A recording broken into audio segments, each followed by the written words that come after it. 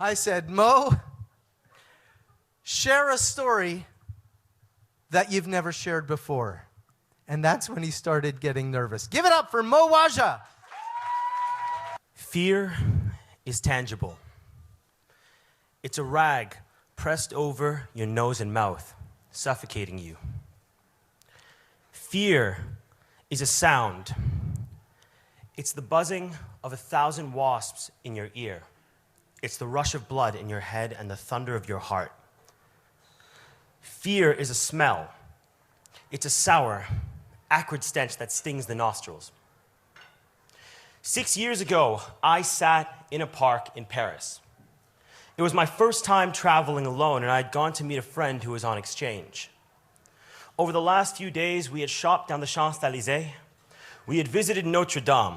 We'd even stopped in just the day before at this small bookshop called Shakespeare's, where the tall, dark shelves and the intoxicating, musty smell of old books made me sure that I would visit it again before my trip was done.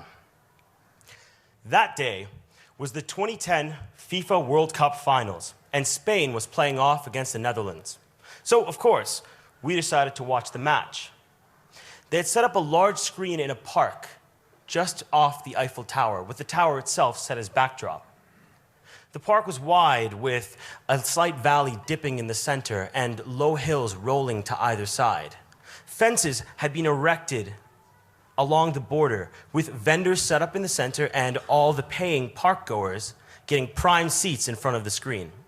We, being poor students, had decided to get the cheap seats. We had gone to the outskirts of the fences, taken out our picnic mats, cracked our drinks, spread our brie over our crackers. We were, as you can see, very, very cultured new Parisians. And we got ready to watch the match. Little did we know that soon that scene would change. Soon, it would be replaced with broken fences and a low haze of smoke hanging over what had been an afternoon of happy parkgoers and soccer fans. For those of you who remember the match, it was a tough one. As the hours dragged on, the sun sank lower in the sky and the shadows lengthened. The score remained squarely 0-0, and with it, the crowd grew uglier. Now, the happy peals of laughter were interspersed with angry shouts and cries every time a goal was blocked or missed.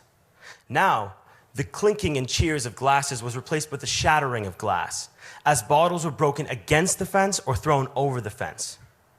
Not 6 feet away from us, some of the worst offenders fired small handheld fireworks out into the crowd over the fences, mixed with the screams of the people hit or nearly hit.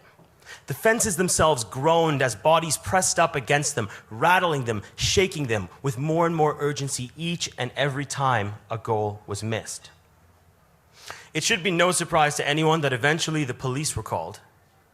But when the gendarmes strode between us towards that source, not 6 feet away from us, my friend said something unexpected. Grab your things, get ready to run. They say when you're in times of greatest fear that the world slows down, that you see everything you've done, your entire life flashes before your eyes. You see everything that you could have done or you would have done or you hoped to have achieved. That was not my experience. For me, fear was present. Fear anchors you to the moment.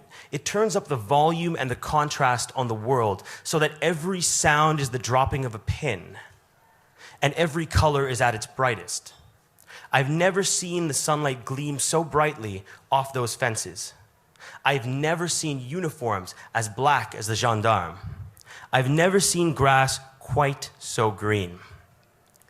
I have this flag that hangs up in my house, and it's a large Spanish flag. And often people ask me, oh, are you Spanish? Are you of Spanish heritage? The answer is no. That flag is a memory.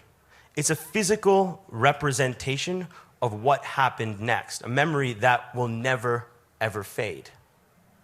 Fear changes the way you remember things. It's no longer a video reel of everything that's happened over the last week or day or month. Now it's a series of snapshots taken in picture-perfect quality, with each one standing out but lacking continuity. In that moment, I picked up on one thing that stood out from all the rest. The size of the knife strapped to one of the gendarmes' sides. It looked like a short sword. It reminded me of Sting, carried by Bilbo and Frodo Baggins in The Lord of the Rings. It was massive. And it just struck me, coupled with, grab your things, get ready to run. I don't remember if there was a warning given. I don't remember when the switch was flipped and everything changed. I don't remember the sound the canisters made as they were fired into the crowd, or if they made any sound at all. I don't remember the sound the gas made as it left the canisters and made the air itself poisonous. All I know is that one moment we were standing there. We were scared but unsure of what was coming next. And then we were running and running. And now there's a press of bodies around you. There are hands at your back, and there's a faceless mass at your sides, and all you can think to do is run. It's an absolute biological imperative, changing your very perspective on the world. The people beside you are faceless. The hands at your back are pressing you forward, and you're so afraid that you will trip and fall and be trampled underneath the masses. There was screaming, but that became a background noise to the running and the pounding of footsteps as we ran as one being away from the gas, away from the gendarme. We were less than human in that moment. We were instinctual. We were a flock of birds or a herd of antelope running from a predator that was coming at our backs, driving us forward and forward and forward. And now your lungs are burning. Not the burning of aerobics, not the burning of exercise. It's paprika sprinkled over razor blades that you're trying to swallow and breathe in and take in. But you can't. Your throat is frozen. You try to cough, but you can't.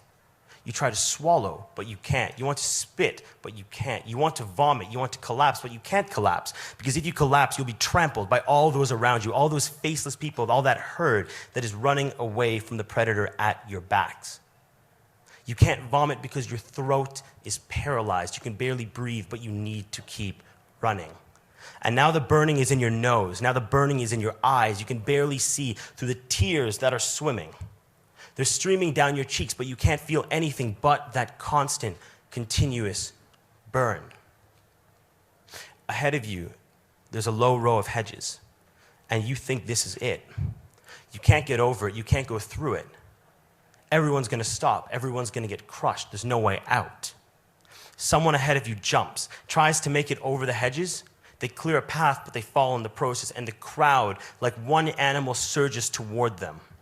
There's no left, there's no right, there's just movement. You can feel the connection between you and everyone around you as you continue to move. But now you're on your knees. You haven't tripped, you haven't fallen. Your hand is wrapped in this guy's shirt and you're dragging him to his feet, and you're not alone. There are people to your left and people to your right, and your backs are breaking the tide of human bodies that are threatening to overwhelm you. You're dragging this random stranger who you've never met to your feet, and again, you're not alone. Far to your left, there are people pushing a wheelchair out of the haze of smoke that now barricades the rest of the scene that you just left. You realize that the only thing you've carried with you peripherally is that flag. You've left your food, you've left your drink, you left everything behind. But this wheelchair just made it out, at high risk to the person driving it. Far away from you to your right, you note peripherally that people are helping up family, they're helping up friends, they're helping up complete strangers and dragging them to their feet. Eventually, you make it through the hedge and the crowd begins to disperse. You've lost your friends. You're hanging on to some random person, maybe the person you dragged up, maybe someone completely different. You can barely see through the haze of tears. My experience in Paris was not unique. In fact, looking at the world today, it's a pale reflection of the chaos and the terror that takes place on a daily basis. Yet, there is something that I learned from that day. There is something that I saw in the people who were running and fleeing, yet still took the time to help up those who could not help themselves. You see, we were lucky. We had someone with us who had worked for the Parisian government in the past and so had the benefit of experience. But there were many who were not so lucky. There are many who could have easily got trampled if it wasn't for the decency that existed in others. If there is not a goodness, then that day showed me that there is a decency, and that decency is shown in the compassion that exists within each and every one of us. I cannot claim conscious thought as we were running from the tear gas and running from the gendarme. I cannot claim that I made a decision when I ducked down with those others to help that guy to his feet. I can't claim that anyone else in that crowd had a conscious thought until we broke free. What I can say is that if we were driven by instinct, then it shows to me that there was a higher imperative still that drove us to help those around us, that drives people to help those around us. And my friends, if there is an imperative within us that drives us, even in the most desperate of times, to hold out a hand and help someone who's fallen back to their feet, then that, my friends, gives me hope. Thank you.